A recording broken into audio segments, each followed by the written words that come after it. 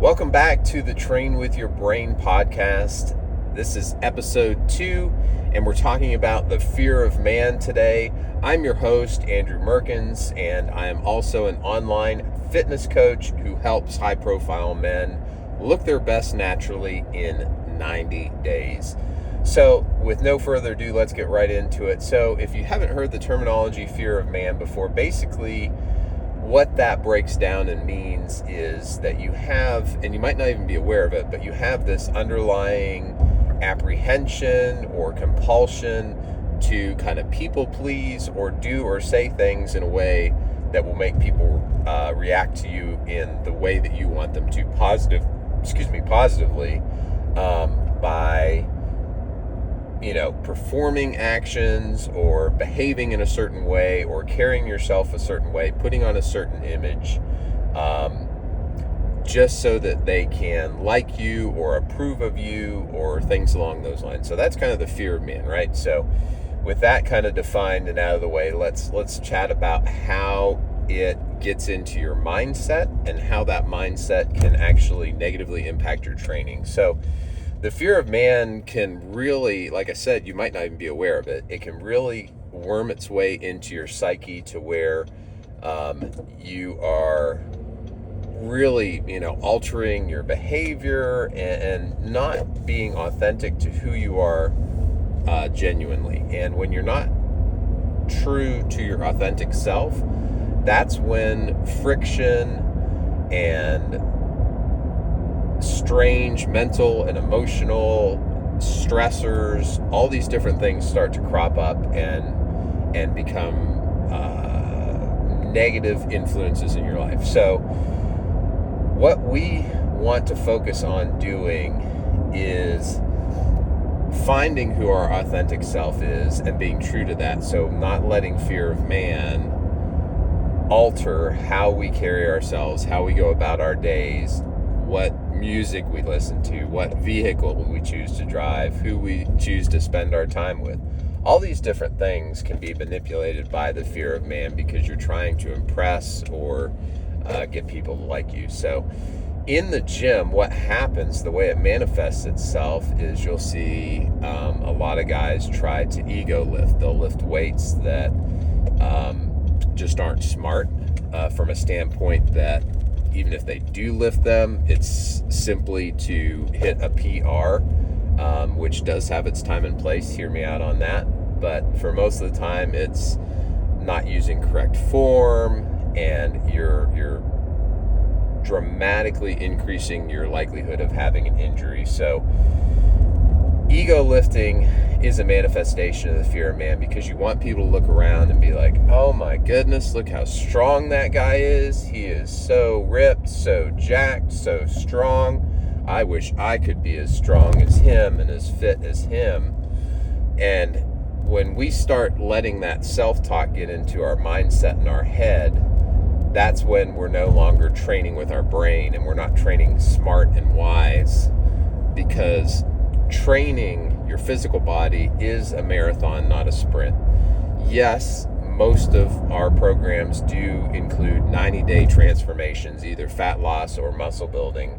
However, even 90 days is a fair chunk of time, and that allows your body to acclimate and make its transformation in the correct, sustainable way, rather than, instantly dropping a ton of fat and then putting it right back on and then some within a couple weeks of getting off your program. So what we want to do is have a mindset that is healthy, and it says, okay, I accept that, in the words of the great theologian Taylor Swift, haters are going to hate, and people are going to think of you however they're going to think of you, and to an extent you can't control that, and to an even greater degree you don't need to worry about that. That doesn't need to be a leading stressor in your mind.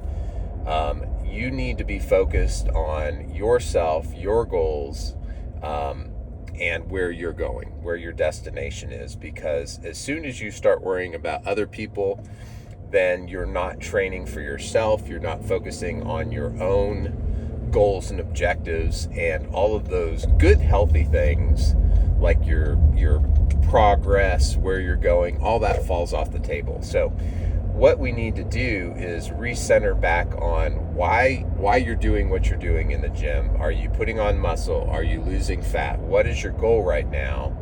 And then, yes, we should be aware of what people think about us. Our perception is important, right?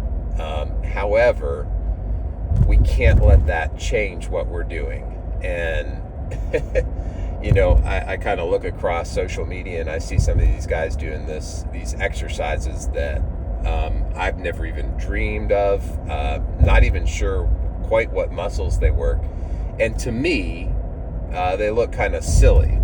However, I was thinking about that, and in light of the fear of man and what we're talking about today, it's actually a really, really important key point, because if you're new to the gym, or if you're super advanced and you're doing exercises that I've never seen before, people may think you look silly.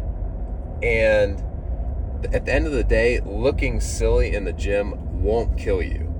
And it's important to keep that in mind, because your goal and objective with how your physique looks is more important than how people may or may not perceive you in the short term. So stay the course. Don't worry about looking silly. Don't worry about what other people think. Focus on you. Focus on your goal. Focus on the rep and the exercise at hand.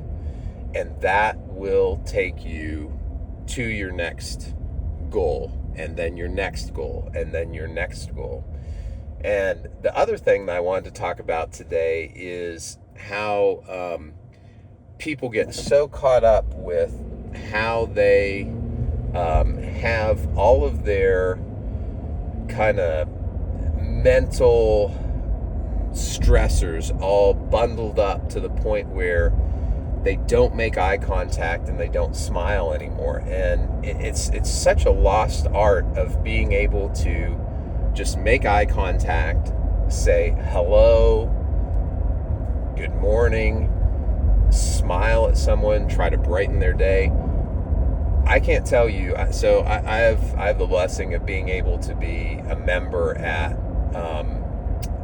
2 gym groups and then 1 standalone gym. So basically I can rotate around between, I think it's, I don't even know, probably almost a dozen gyms.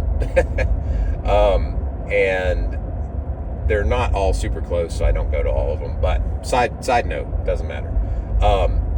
So I'm able to go to different gyms, and I can't tell you, at every single gym I go to, people almost always just have their headphones on, they're looking down, they won't make eye contact, and it kind of hurts my heart. I feel bad, because so many people, going back to talking about the fear of man, I think we kind of got conditioned this way, even pre-COVID, but definitely got reinforced and driven home with COVID, that you just felt everyone around you was a threat, or a potential threat. So you simply didn't engage. You isolated and cut yourself off because you wanted to keep yourself safe. You wanted self-preservation. And now what we're running into is we still have that same isolation mentality and that same fear that everyone around us is a threat. Like, are they going to laugh at us? Are they going to ask us a question we don't know the answer to? Are they going to judge us? Are they going to say, oh my goodness, your outfit is ugly? All these different things. Are they going to, at the end of the day, be judgmental, right? So I have actually made a conscious effort. I don't wear headphones at the gym anymore, except when I'm editing my content, which is on the treadmill, and nobody really talks to you on the treadmill anyway, but that's the only time. And when I'm done editing my content, I take my headphones out. And the reason is because I have made a conscious effort to make eye contact with people, to smile and to say good morning or hello, because you have the power to bring brightness into other people's days. Or you have the opposite power. You can confirm and affirm the darkness that people seem to be living in, the gloominess. And I want to encourage all of us here on the Train With Your Brain podcast to be the light, to brighten people's days, and to make a conscious effort of getting out of that mindset of isolation, because it's not healthy. It doesn't build a good mindset. And when we work together, be it in the gym or maybe having accountability around our diet, or hiring a coach such as myself to help you get to your fitness goals, when you partner with other people and break out of that isolation, that's when you genuinely have power and ability to achieve great things. On your own, you can go so far.